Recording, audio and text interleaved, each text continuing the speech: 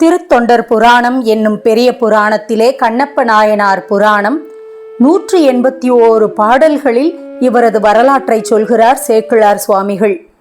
கண்ணப்ப நாயனார் வரலாறு கலைமலிந்த சீர்நம்பி கண்ணப்பர்க்கு அடியேன் என்று திருத்தொண்ட தொகையிலும், நிலத்தில் திகழ் திருக்காலத்தியார் திருநெற்றியின் மேல் நலத்தில் பொழிதரு கண்ணில் குருதி கண்டு உள் நடுங்கி வலத்தில் கடுங்கணையால் தன் மலர்கண் இடந்து அப்பினான் குலத்தில் கிராதன் நம் கண்ணப்பனாம் என்று கூறுவரே.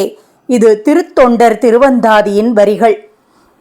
இந்த நூலை விரித்து சொல்கிறார் சேக்கிழார் சுவாமிகள். சேக்கிழார் சுவாமிகள் கண்ணப்ப நாயனாரின் வரலாற்றை சொல்வதிலும் பல சுவையான விஷயங்களை உள்ளடக்கி சொல்கிறார். பக்தி சுவை நனி சொட்ட சொட்ட பாடிய கவி வல்லவர் சேக்கிழார் என்று நாம் சொல்கிறோம். அதிலும் அவர் உருகி உருகி பாடிய புராணம் எது என்றால் கண்ணப்ப நாயனார் புராணம்தான் என்பார்கள். 181 பாடல்கள், அத்தனையும் ஒவ்வொரு பாடலும் விளக்க முடியாத முத்துக்கள் போல. ஒரு பாடல் பக்தியை சொன்னா, ஒரு பாடல் அந்த காட்டிலே வாழும் வேடுவர்களின் வரலாற்றை சொல்லும், அவர்களின் வாழ்க்கையை சொல்லும், குறிஞ்சி நிலத்தின் அழகை சொல்லும் என்று ஒவ்வொரு பாட்டுக்குள்ளும் ஒரு நயம் ஒளிந்திருக்கும். அதோட இல்ல, ஒரு சின்ன விஷயத்தை கூட நம்மால புரிஞ்சுக்க முடியும். ஒரு வேட்டை நாய் எப்படி இருக்கும் அப்படின்னு சொல்ல வந்தா அதோட காது வளைஞ்சு தொங்கும் அப்படின்னு ஒரு பாட்டுல சொல்லுவார். இப்படி அழகழகான விஷயங்கள் நாம புதுசு புதுசா தெரிஞ்சுக்கிறதுக்கு இருக்கும்.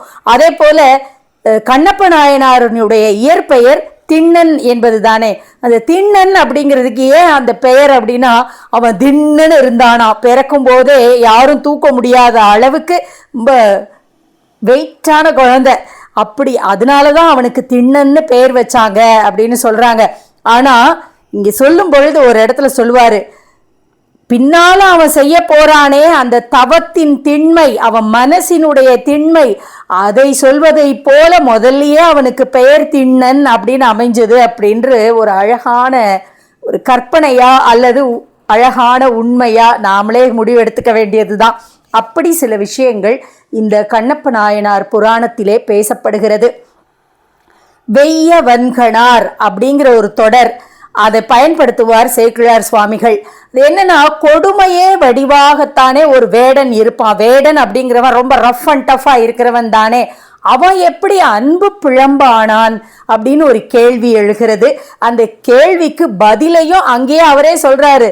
ரசவாதத்தால இரும்பு பொன்னா ஆகிறதை போல அவனுடைய மனம் அப்படி கடுமையான வேடுவர்களுக்கு எப்போதுமே கொல்வது தானே தொழில், அவனுடைய உணவே அதன் அடிப்படையில் தானே இருக்கிறது. அப்படிப்பட்ட மனம் கொண்டவன் இவ்வளவு உருகிற அன்பு கொண்டவனாக எப்படி மாறுகிறான் அப்படின்னா அதுதான் இரும்பு பொன்னாவதை போல அப்படின்னு சொல்றார்.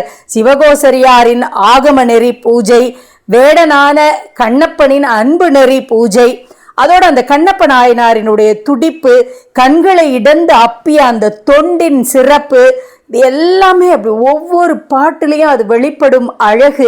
இதெல்லாம் தான் கண்ணப்ப நாயனாரினுடைய புராணத்து சிறப்புகள். இல்லாம கண்ணப்ப நாயனாருங்கிறவர் தமிழ் சமூகத்திலே எந்த அளவுக்கு எவ்வளவு காலமாக ஆழமாக மக்கள் மனங்களில் இடம்பெற்றவராக இருக்கிறார் அப்படின்னா, ஆதிசங்கரர் தன்னுடைய சிவானந்த லகரியிலே இவரை பற்றி குறிப்பிடுகிறார். சமயக்குரவர் 4 இவரை பற்றி பேசுகிறார்கள். பட்டினத்தார் இவரை பற்றி பாடியிருக்கிறார். நக்கீரர், கல்லாடனர் ஆகியோர்கள் சங்ககால புலவர்கள்.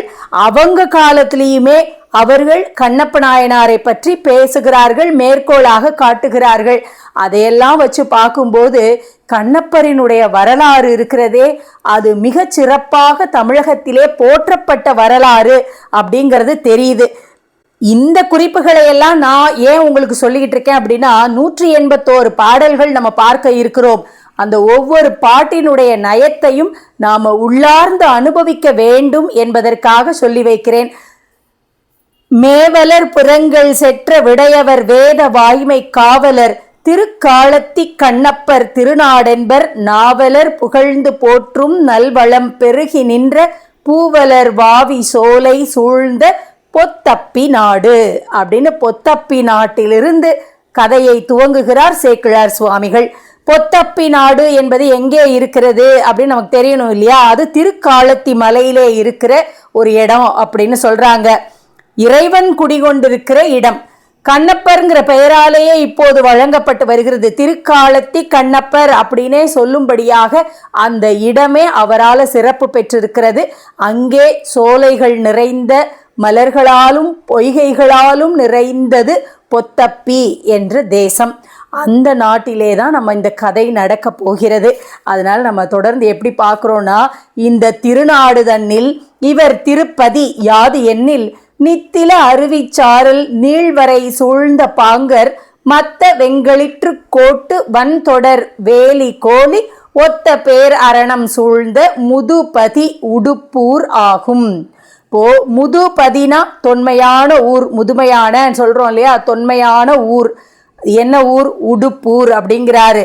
அரணம்னா காவல், காவல் நிறைந்த தொன்மையான நகரம் உடுப்பூர். அந்த ஊர்ல தான் நம்முடைய கதை நடக்கவிருக்கிறது அப்படிங்கிறது தான் இங்க குறிப்பு. கண்ணப்ப நாயனார் அவதரித்த நாடு, நகரம் அப்படின்னு ஆசிரியர் அதை அப்படியே செழிப்பா வரிசை கிரமமாக சொல்லி கொண்டு வருகிறார்.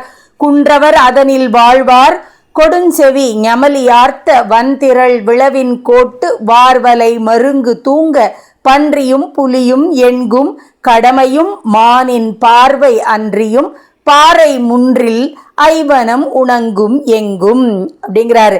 இந்த உப்பூரை பத்தி சொல்லிட்டாரே. உப்பூர் திருக்காலத்தி மலையிலே உப்பூர் என்ற தொன்மையான ஊரிலே எப்படி இருக்கிறாங்களா? மலைவாழ் மக்கள், குறவர்கள், வேட்டுவர்கள், இவர்கள் எப்படிப்பட்டவர்களா இருப்பாங்களா? வளைந்த காதுகளையுடைய நாய்கள், அதுதான் வேட்டை நாய்னு சொல்றோமே அது. கூட்டமாக விளாமரம் நிற்குதான், அதுல கட்டி வச்சிருப்பாங்களாம் இந்த நாய்களை. அந்த கிளைகளிலே நீண்ட வாரால் பின்னிய வலை, அதுக்கு பக்கத்துல தொங்க விட்டு வச்சிருப்பாங்களாம். இது குறிஞ்சி நில விலங்குகளாக காட்டுப்பன்றி, புலி, கரடி மாதிரிலாம் இருக்கும் இல்லையா, மான், அந்த மாதிரியான மற்ற மிருகங்களையும் அவங்க வச்சிருப்பாங்களாம். போலியானது. அது தவிர வீட்டு முற்றம் பாறைகளாகத்தானே இருக்கும். அவற்றில் மலை, நெல், திணை முதலியவற்றை எல்லா இடங்களிலும் உலர்த்தி வைத்து கொண்டிருப்பார்களாம். அது இவர்கள் வேட்டையாடி பிழைப்பவர்கள் அப்படிங்கிறதுக்கு தான் இந்த பாட்டை குறிப்பாக சொல்கிறார். வேட்டை நாய்கள் தான் எல்லா பக்கமும் கட்டி வச்சிருக்காங்க. மரத்துக்கு மரம் வேட்டை நாய் கட்டப்பட்டிருக்கிறது. எல்லாம் போலியான, அப்படின்னா புலி, கரடி, மான், காட்டுப்பன்றி இதெல்லாம் போலியா வச்சிருக்காங்கன்னா என்ன அர்த்தம்? அதெல்லாம் அவர்கள் வேட்டையாடி கொண்டு வந்து அதன் கறியை சமைத்து சாப்பிட்டு விட்டார்கள். ஆனா அந்த மேல்புறத்தை அப்படி போலியாக அந்த விலங்கை போல ஒரு அலங்காரமா செய்து வச்சிருப்பாங்க. நம்ம பார்ப்போம் இல்லையா, நிறைய வேட்டை மண்டபங்கள், வேட்டை ஆடின புலி, மான், அதோடைய தலைகளை எல்லாம் முற்காலத்தில் அப்படி எடுத்து வச்சிருப்பாங்கங்கிறத நம்ம கேள்விப்பட்டிருக்கோம் இல்லையா. அதைத்தான் இங்கே அவர் சொல்கிறார். இப்படிப்பட்ட வாழ்வியலை கொண்ட வேடுவ சமூகம் அது எங்கே இருக்கு? திருக்காலத்தி மலையிலே உடுப்பூர் கிராமத்திலே இப்படி மலைவாழ் மக்கள் வாழ்ந்து கொண்டிருக்கிற பகுதி. அது வரைக்கும் வந்திருக்கிறோம். அங்கே என்ன நடக்க போகிறது, எப்படி கண்ணப்ப நாயனார் அவதாரம் செய்ய போகிறார், அவருடைய வாழ்க்கை எப்படி இருக்க போகிறது, அவருடைய வாழ்க்கையின் முடிவு நமக்கு எப்படி பாடமாக இருக்க போகிறது, உலகம் உள்ள காலம் வரை கண்ணப்ப நாயனாரின் கதை பேசப்பட்டு கொண்டே இருக்கும் எனும் அளவில் அவர் செய்த தொண்டு என்ன, நாளை பார்ப்போம்.